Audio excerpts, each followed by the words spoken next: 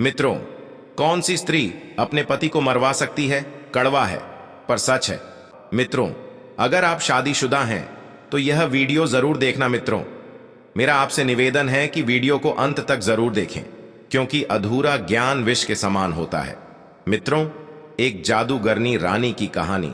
मित्रों, किसी नगर में एक विक्रम नाम का नौजवान रहता था। विक्रम बहुत ही ईमानदार और सीधा सज्जन व्यक्ति था, लेकिन उसके पास इतना धन नहीं था जो अपनी जिंदगी ठीक से चला पाता। इसलिए वह मन ही मन कुछ दुखी सा रहता था। एक दिन उसके मित्र ने उसे राजा के दरबार में जाने की सलाह दी।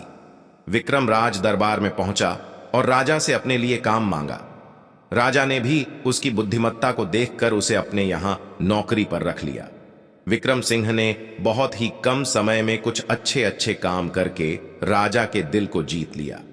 राजा सरवण सिंह ने उसके काम से प्रसन्न होकर उसका वेतन भी बढ़ा दिया।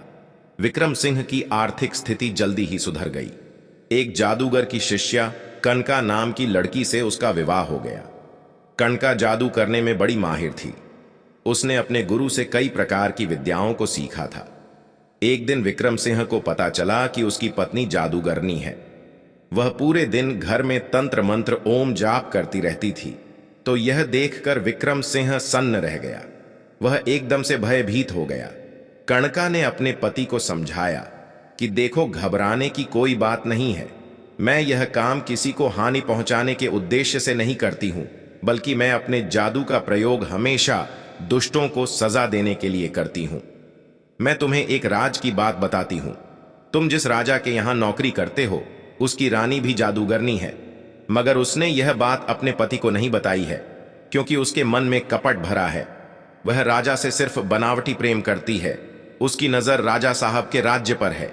वह उनसे उनका राज्य छीनकर किसी और को देना चाहती है, और हो सकता है कि वह इसके लिए अपने पति की हत्या तक करवा दे, क्योंकि कहते हैं दूसरे पुरुष के प्रेम में, पागल काम वासना में, अंधी और लोभ के वशीभूत रहने वाली स्त्री अपने कुल का विनाश भी देख सकती है। राजा सरवण की रानी का प्रेम पहाड़ों पर रहने वाले एक जादूगर से था, और वह रोज रात को उससे मिलने जाती थी। राजा साहब उसकी इस हरकत से अब तक अनजान थे। विक्रम सिंह कहने लगा, प्रिय रानी के बारे में तुम इतना कैसे जानती हो? तब कनका कहती हैं, हे प्राणनाथ, जितनी विद्या रानी जानती है उतनी ही मैं भी जानती हूं। मैंने अपने जादू से ही इस बात का पता लगाया है कि रानी राजा से झूठा प्रेम करती है। विक्रम सिंह पूछने लगा कि आप कहती हो रानी रोज अपने से मिलने जाती है जो पहाड़ों पर रहता है, पर पहाड़ तो यहां से 400 कोस दूर है। वह वहां रात में कैसे पहुंच जाती है और किस प्रकार लौट आती है? तब कनका ने बताया कि रानी ने अपने महल के पास खड़े एक पीपल पर एक देवता पाल रखा है। वह उसी के कंधे पर बैठकर रोज पहाड़ों पर जाती है और अपने प्रेमी से मिलकर रात में ही वापस लौट आती है। अगर आप चाहो तो उसे मैं दिखा सकती हूं। मित्रों, विक्रम सिंह ने अपनी पत्नी के मुंह से जो कुछ सुना था वो सब राजा सरवन सिंह को बता दिया कि आपकी स्त्री बदचलन है। वह रोज रात को अपने आशिक से मिलने पहाड़ों पर जाती है। मित्रों, विक्रम सिंह के मुख से अपनी रानी का चरित्र सुनकर राजा सरवण सिंह आबाकस रह गए। पहले तो उन्हें विश्वास ही नहीं हुआ कि उनकी प्रिय रानी उनके साथ ऐसा कर सकती है। फिर सोचा, चलो मैं इस बात की परीक्षा करके देखता हूं कि मेरा नौकर जो कह रहा है उस बात में कितनी सच्चाई है। मित्रों, अगले दिन सच्चाई जानने के लिए राजा ने एक चालाकी चली। अपनी जगह अपने बिस्तर पर अपने नौकर को लिटा दिया और उसे चादर से उड़ा दिया, और स्वयं उस पीपल के पेड़ में जाकर छुपकर बैठ गया।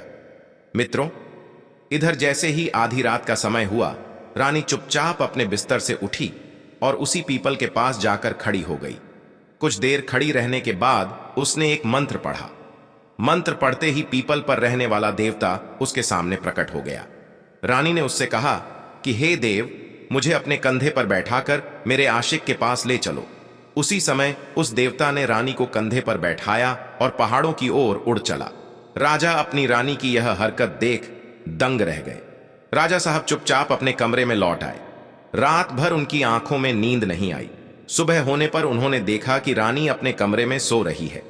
यह देखकर पहले तो उन्हें आश्चर्य हुआ कि रानी इतनी दूर जाकर और रात में ही कैसे लौट आई। रानी के उठने पर राजा ने उससे पूछा कि रात में तुम कहां गई थी? रानी चुप रही। उसने राजा को कोई उत्तर नहीं दिया। रानी समझ गई कि लगता है राजा ने मुझे जाते हुए देख लिया है, अब यह मेरे रास्ते का रोढ़ा बनेंगे। राजा ने कहा, रानी, मैंने तुम्हारा 2 रूप वाला चेहरा देख लिया। तुम मेरी आंखों में धूल झोंक कर किसी और से मिलने जाती हो। रानी बोली, महाराज, जब आपने सब कुछ देख ही लिया है, तुम मुझसे पूछ क्यों रहे हो? मित्रों, इतना सुनते ही राजा को क्रोध आ गया। राजा श्रवण सिंह ने रानी के गाल पर एक तमाचा झड़ दिया। रानी अपने गाल पर हाथ रखकर काफी देर तक आंसू बहाती रही। राजा ने कहा, आज के बाद तुमने यह गलती फिर की तो मैं तुम्हें ऐसा दंड दूंगा कि तुम हमेशा याद रखोगी। दोस्तों, रानी समझ गई कि अब राजा उसे अवश्य दंड देगा, लेकिन वह अपने आशिक से मिले बिना नहीं रह सकती थी। इसके लिए रानी सोचने लगी कि इसके लिए मुझे ऐसी कोई तरकीब सोचनी चाहिए कि सांप भी मर जाए और लाठी भी ना टूटे। मित्रों, आधी रात को जब राजा गहरी नींद में सो गया तो रानी राजा के कक्ष में गई और अपने जादू के जोर से राजा को कबूतर बना दिया और कबूतर बनाकर उसे पिंजरे में बंद करके महल में टांग दिया। उसके बाद वह अपने प्रेमी से मिलने चली गई। सुबह को जब राजा अपने कमरे में नहीं मिले तो सभासदों में चिंता हुई कि राजा साहब कहां गायब हो गए। मुख्यमंत्री ने राजा साहब को खोजने के लिए चारों ओर संदेश वाहक भेज दिए। हर जगह खोजने के बाद भी राजा का कोई अता पता नहीं था। कई दिन हो गए, राजा का कोई पता नहीं चला। अब बिना राजा के मुख्यमंत्री राज्यभार कब तक संभाल सकता था? कहते हैं जैसे सेनापति के बिना सेना, पुरुष के बिना स्त्री और राजा के बिना प्रजा कष्ट भोग है। मुख्यमंत्री के सामने यह समस्या थी कि अब राजगद्दी पर राजा बनाकर किसे बैठाया जाए। अंत में रानी से इस बात का परामर्श लिया। रानी ने कहा कि आप चिंता ना करें, मेरा एक भतीजा है, सज्जन सिंह, बहुत ही बहादुर और योग्य है, उसे ही राज सिंहासन पर बैठा दो। दोस्तों, रानी के कहने पर उसके भतीजे सज्जन सिंह को राजगद्दी का मालिक बना दिया गया। सज्जन सिंह बड़ा दुष्ट आदमी था। राजा बनते ही उसने प्रजा को दुख देना शुरू कर दिया। रानी के पास की शिकायत आती थी, लेकिन वह उनकी अनसुनी कर देती थी। अब तो प्रजा में असंतोष फैलने लगा। प्रजा अच्छी तरह समझ गई थी कि यह सब रानी की ही सोची समझी साजिश है। धीरे धीरे 2 माह गुजर गए। लोग अपने काम धाम में इतने डूब गए कि राजा के अत्याचारों को सहन करने की आदत सी पड़ गई। तभी प्रजा के बीच विक्रम सिंह आकर रहने लगा। उसने प्रजा की सहायता करके प्रजा का दिल जीतना शुरू कर दिया। प्रजा ने अपने दुख का कारण उसे बताया। उसने लोगों से कहा कि तुम लोग चिंता मम्मा करो, मैं गुप्त रूप से खोज करूंगा कि राजा साहब इस समय जीवित हैं या मर गए। विक्रम सिंह ने उस राजा सज्जन सिंह का भी अपने काम से दिल जीत लिया। सज्जन सिंह ने विक्रम सिंह की प्रतिभा को देखकर उसे अपनी सेना का सेनापति बना दिया। कहते हैं उन दिनों यह पद बड़ी ही प्रतिष्ठा का पद माना जाता था। अब तो विक्रम सिंह का आना जाना महल में भी होने लगा।